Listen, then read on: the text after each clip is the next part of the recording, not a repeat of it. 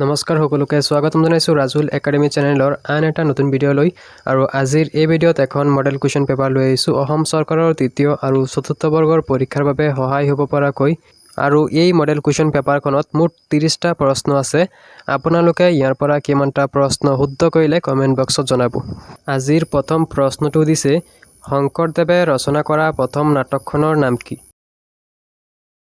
উত্তৰ option A সিংহযাত্ৰা শংকৰদেৱে ৰচনা কৰা প্ৰথম নাটকখনৰ নাম হৈছে সিংহযাত্ৰা পিছৰ প্ৰশ্নটো দিছে হৰাইগাডৰ যুদ্ধৰ সময়ত আহোমৰ সেনাপতি কোন আছিল তলত দিয়া অপশন চাইটৰ পৰা শুদ্ধ উত্তৰটো হ'ব অপশন বি লাচিত বৰফুকন 3 নম্বৰ প্ৰশ্নটো দিছে চেঁচামুখৰ যুদ্ধ কিমান চনত সংঘটিত হৈছিল তলত দিয়া অপশন চাইটৰ পৰা শুদ্ধ উত্তৰটো হ'ব অপশন ডি 1523 চনত 1523 চনত চেঁচামুখৰ যুদ্ধ সংঘটিত হৈছিল 4 নম্বৰ প্ৰশ্নটো দিছে বুৰঞ্জী বিবেক ৰত্ন পুথিখনৰ লেখক কোন তলত দিয়া অপশন চাইটৰ পৰা শুদ্ধ উত্তৰটো হ'ব অপশন এ মণিৰাম দেৱান বুৰঞ্জী বিবেক ৰত্ন পুথিখনৰ লেখক হৈছে মণিৰাম দেৱান পিছৰ প্ৰশ্নটো দিছে পাল বংশৰ প্ৰথম ৰজা কোন আছিল তলত দিয়া অপশন চাইটৰ পৰা শুদ্ধ উত্তৰটো হ'ব অপশন সি ব্ৰহ্মপাল আছিল পাল বংশৰ প্ৰথমজন ৰজা পিছৰ প্ৰশ্নটো দিছে কোনখন ৰাজ্যৰ আটাইতকৈ দীঘল উপকূল আছে তলত দিয়া অপশন চাইটৰ পৰা শুদ্ধ উত্তৰটো হ'ব অপশন এ গুজৰাট 7 নম্বৰ প্ৰশ্নটো দিছে ভাৰতৰ বৃহত্তম শোধনাগাৰ কোনটো তলত দিয়া অপশন চাইটৰ পৰা শুদ্ধ উত্তৰটো হ'ব অপশন বি জামনগৰ পিছৰ প্ৰশ্নটো দিছে মিজোৰামৰ ৰাজধানী কি তলত দিয়া অপশন চাইটৰ পৰা শুদ্ধ উত্তৰটো হ'ব অপশন বি আইজল মিজোৰামৰ ৰাজধানী হৈছে আইজল 9 নম্বৰ প্ৰশ্নটো দিছে কোনখন চহৰক সিলিকন ভেলী অফ ইণ্ডিয়া বুলি জনা যায় তলত দিয়া অপশন চাইটৰ পৰা শুদ্ধ উত্তৰটো হ'ব অপশন সি বেংগলোৰ 10 নম্বৰ প্ৰশ্নটো দিছে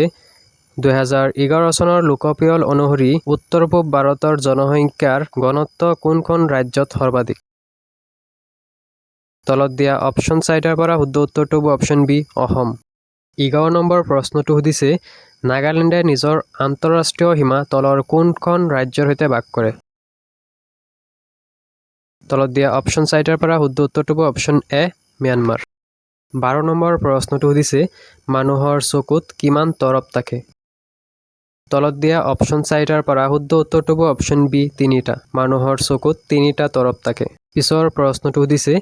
ইৰানী কাপ নিম্নলিখিত কোনটো খেলৰ সৈতে সম্পৰ্কিত তলত দিয়া অপশন চাইটৰ পৰা শুদ্ধ উত্তৰটো হ'ব অপশন ডি ক্ৰিকেট ইৰানী কাপ ক্ৰিকেট খেলৰ সৈতে সম্পৰ্কিত পিছৰ প্ৰশ্নটো দিছে বৰাক উপত্যকাৰ মুঠ জিলা কেইখন তলত দিয়া অপশনসমূহৰ পৰা শুদ্ধ উত্তৰটো হ'ব অপশন বি 3খন বৰাক উপত্যকাৰ মুঠ জিলা হৈছে 3খন 15 নম্বৰ প্ৰশ্নটো দিছে 2028 চনৰ গ্ৰীষ্মকালীন অলিম্পিক কোন ঠাইত অনুষ্ঠিত হ'ব তলত দিয়া অপশন চাইটৰ পৰা শুদ্ধ উত্তৰটো হ'ব অপশন ডি ইউএছএত 2028 চনৰ গ্ৰীষ্মকালীন অলিম্পিক অনুষ্ঠিত হ'ব পিছৰ প্ৰশ্নটো দিছে নেপালৰ ৰাজধানী কি তলৰ অপশন চাইটৰ পৰা শুদ্ধ উত্তৰটো হ'ব অপশন সি কাঠমাণ্ডু নেপালৰ ৰাজধানী হৈছে কাঠমাণ্ডু 17 নম্বৰ প্ৰশ্নটো দিছে কোন চনত উত্তৰ পূব পৰিষদ স্থাপন কৰা হৈছিল উত্তৰটো হ'ব অপশন এ 1971 চনত উত্তৰ পূব পৰিষদ স্থাপন কৰা হৈছিল পিছৰ প্ৰশ্নটো দিছে প্ৰতি বছৰে বিশ্বজুৰি আন্তঃৰাষ্ট্ৰীয় মহিলা দিৱস কেতিয়া পালন কৰা হয় তলত দিয়া অপশন চাইটৰ পৰা শুদ্ধ উত্তৰটো হ'ব অপশন বি 8 মাৰ্চ তাৰিখে প্ৰতি বছৰে বিশ্বজুৰি আন্তঃৰাষ্ট্ৰীয় মহিলা দিৱস পালন কৰা হয় পিছৰ প্ৰশ্নটো দিছে কোনজন অসমীয়া সাহিত্যকৰ নামত প্ৰথমটো ডাক টিকট মুকলি কৰা হৈছিল উত্তৰ অপশন বি লক্ষ্মীনাথ বেজবৰুৱা পিছৰ প্ৰশ্নটো দিছে দা চাৰ্ভেণ্ট অফ ইণ্ডিয়া সোসাইটিৰ প্ৰতিষ্ঠাপক কোন আছিল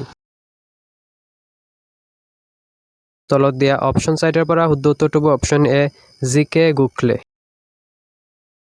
21 নম্বৰ প্ৰশ্নটো দিছে তলৰ কোনটো 1973 চনত আৰম্ভ কৰা হৈছিল তলত দিয়া অপশ্যন চাৰিটাৰ পৰা শুদ্ধ উত্তৰটো হ'ব অপশ্যন ডি প্ৰজেক্ট টাইগাৰ। পিছৰ প্ৰশ্নটো সুধিছে মনালিছা বৰুৱা মেহতা কি খেলৰ সৈতে জড়িত? উত্তৰ option B table tennis. Monalisa Baruah Mehta table tennis খেলৰ সৈতে জড়িত।